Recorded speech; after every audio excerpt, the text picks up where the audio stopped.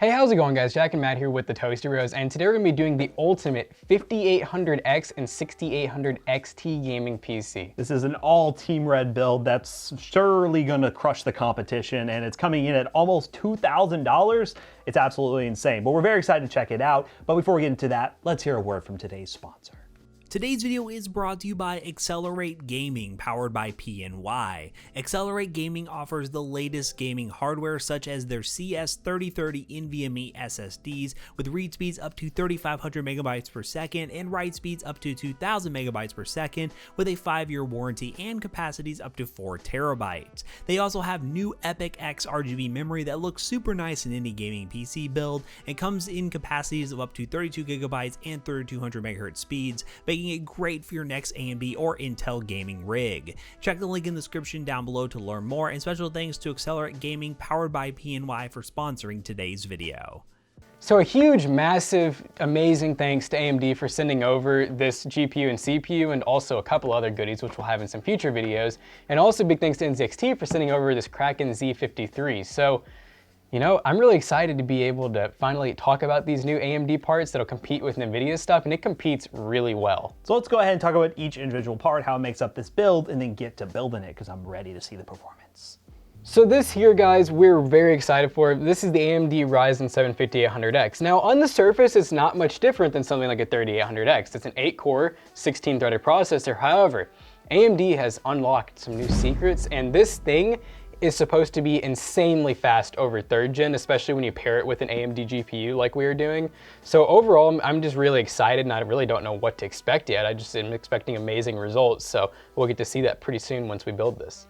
And the coolest thing with our friends over at NZXT, this is the NZXT Kraken Z53. And this one specifically is an LCD display that looks really good, very high quality. You can have it display anything you want, or even the temperature and everything and other performance aspects of the build. And aside from that, it's just a 240mm all-in-one liquid cooler that you don't have to do any type of maintenance to. It's just very easy to install. You can turn this whatever way you want, so you don't have to worry about having your logo sideways or anything. And honestly, I mean, this thing is like 220 bucks as far as our knowledge goes. So you could opt for a cheaper cooler because this does not come with the cooler, so keep that in mind.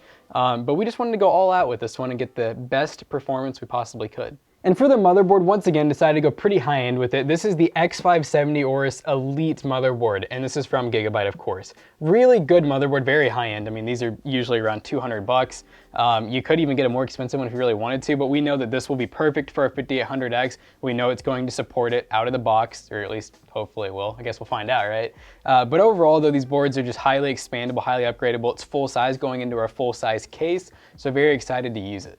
Now for RAM, we decided to go with some pretty good stuff. This is 32 gigs, 216 sticks at 3600 megahertz. So this is the Corsair Vengeance RGB Pro. It's RGB, which we really like. Now, one thing I will say is we always preach go dual channel with Ryzen, and that still is true, but we almost have to say go quad channel now, because Gamers Nexus, plug to him, actually did a video where he showed you can get up to like 10% more performance by having 4 sticks of RAM rather than 2. Now, it's anywhere from 5 to 10%, which could be pretty significant, and obviously it depends on what programs you're using and what games you're playing. This is going to be more than enough and fine for this video, but hey, if you want the maximum performance, just saying, get 4 sticks. And this right here is the star of the show because it's release day for this graphics card. This is the 6800 XT. I'm gonna be honest with you, I'm probably gonna stumble over the name a few times here. It's just kind of like weird for some reason, but we're gonna go ahead and open this thing up and take a look at it. This is the reference model. Of course, they're gonna be aftermarket versions that do come to the market, but this thing comes with 3 fans built in. It's one of the craziest looking like aftermarket cards I've seen. So here's the unboxing experience. Welcome to the red team. Look at that, beautiful. Then we're gonna open up right here and look at this beautiful card. Oh my goodness, it is a heavy boy. First of all, let's see if I can get it out.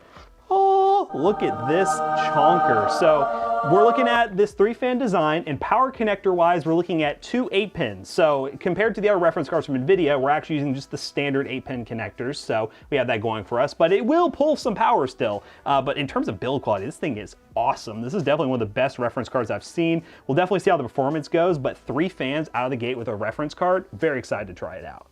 Now for storage, we have the XPG Gamix S50 Lite, which is a 1TB NVMe Gen 4 SSD, which is very important because, well, we can take advantage of this XY70 board, and this is the ultimate build for this CPU and GPU combo, so we wanted to go Gen 4 because, well, Intel can't really do that right now with Gen 4, but this is a great drive for the money. XPG is releasing some somewhat price-friendly Gen 4 SSDs, and this one comes in at a good price point, so definitely consider it for your build.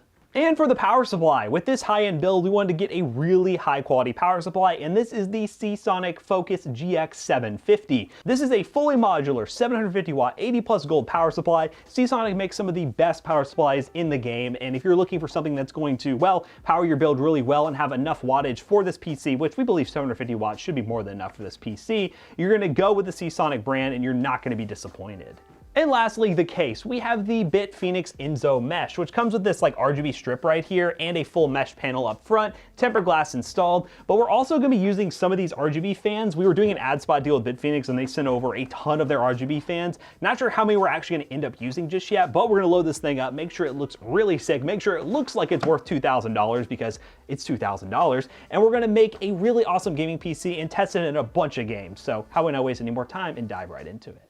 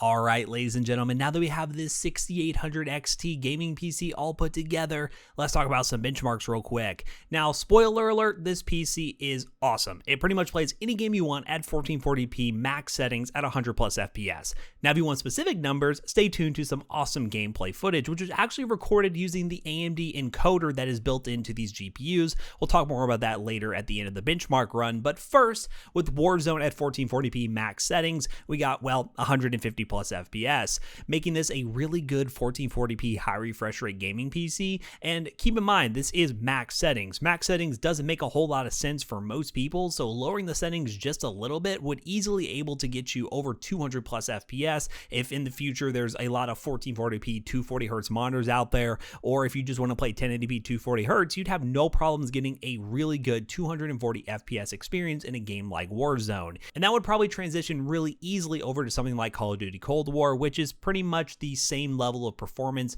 compared to something like Warzone. The next game we decided to test was everyone's favorite PC game, Fortnite. And at 1440p on pro settings, which is epic view distance and everything else on low, we got between 400 and 500 FPS on average. Yeah, you heard that right. FPS in the 400s and 500s, which is really high, especially at 1440p. Now, do keep in mind this is on pro settings, which is the settings most people want to play if you really just want to get the most frames possible and still have a a good gaming experience, but 400 to 500 FPS in Fortnite is definitely not an easy feat, and this configuration using this Ryzen CPU and AMD GPU is, well, an awesome combo for Fortnite. Next up is Doom Eternal at 1440p Ultra Nightmare settings. We got 200 plus FPS. Now do keep in mind this is using the Vulkan API, which is very favorable to AMD GPUs, but that does not take away from the awesome results we got at 1440p. Doom is one of those games with the Vulkan API that really shows how much more performance you can get by just running Vulkan, and given the fact that you can run this game that looks really good on high settings and also get a really high refresh rate experience out of it, it makes for an awesome gaming experience. When I was playing Doom Eternal on this PC, it was the first time in a while I've had a lot of fun benchmarking a PC because it was a totally different experience. The next game we decided to test was Shadow the Tomb Raider, which is our AAA benchmark of choice, and at 1440p high settings, we got 160 FPS average, which is more than playable, and you can certainly see how 4K would definitely be doable on this sort of PC, just lowering the settings here and there, or even running on Ultra, you could definitely get 60 plus FPS at 4K. And the last game we decided to test was Rainbow Six Siege. At 1440p high settings, we got 278 FPS. Again, another esports title that would have no problems whatsoever on this PC. You would have no problem streaming and gaming at the same time on this PC in games like Rainbow Six, Warzone, Fortnite, or pretty much any game out there. But there is one major concern I do have regarding streaming, and that is its competition, the NVENC encoder from NVIDIA, which is still why I normally lean something like an RTX 3080 or 3090 for content creators, because that NVENC encoder is just so versatile. Yes, there is a recorder built in with the 6800 XT, but I just don't see the actual power there compared to something like NVENC. It's not the greatest visual quality in terms of the recordings. After watching back the recordings, it doesn't look that great with the built-in Relive recorder. Now, this is something they could push with some updates and make better, but at the time of making this video, I still lean Team Green for content creators. If you are going to be doing some live streaming, you may not get the best price performance with Team Green, but in terms of getting that NVENC encoder for content creators, it's a priceless trade-off. So overall, I'm incredibly impressed with this PC. It is a $2,000 PC, but it most certainly performs like a $2,000 PC. If you're a top-of-the-line PC gaming enthusiast, you will not be disappointed with these AMD cards, but if you're a content creator, you might want to consider Team Green for the NVENC encoder. But if you're purely gaming and want a really high-performing gaming experience, AMD has knocked it out of the park with these GPUs, and I highly suggest you consider them for your next gaming PC build. So now that we finished the benchmarking section of today's video, how are we going to bring Jackson back in here to wrap this video up real quick? Okay guys, so as you probably expected, this PC not only looks really good, but as far as gaming performance goes, it is an absolute monster. I don't remember being able to build a PC for a little over $2,000 and seeing over 500 FPS in a game like Fortnite at 1440p settings.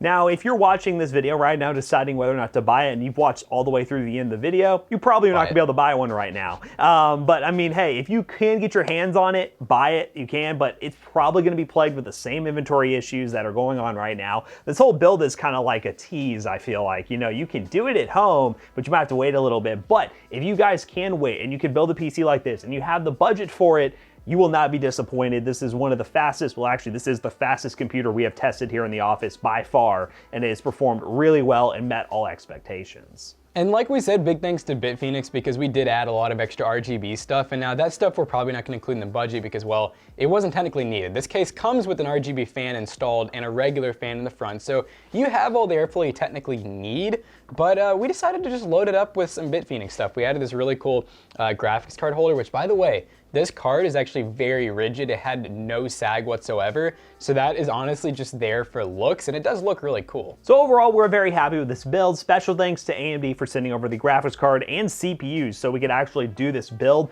One thing to note, and I probably mentioned in the benchmarking section, but the motherboard support for the smart memory feature, which is AMD's way of saying pair an AMD GPU with an AMD CPU and get better performance, the actual BIOS update for this motherboard was not out yet, so we weren't fully able to take advantage of that. So that just means you could get even more performance with this system when that update comes out. There's only a select handful of motherboards that actually support it, so do keep that in mind. But overall, very happy with this build. If you can buy anything, links in the description down below. They are affiliate links and they do help us out. And yeah, very happy with this build. So if you guys haven't already, don't forget to check out our other two YouTube channels and also our twitch.tv/toastybros. And do not forget to like, comment, and subscribe. And we'll see you guys in the next one. Goodbye. Good computer. Good computer. She's such a good gal.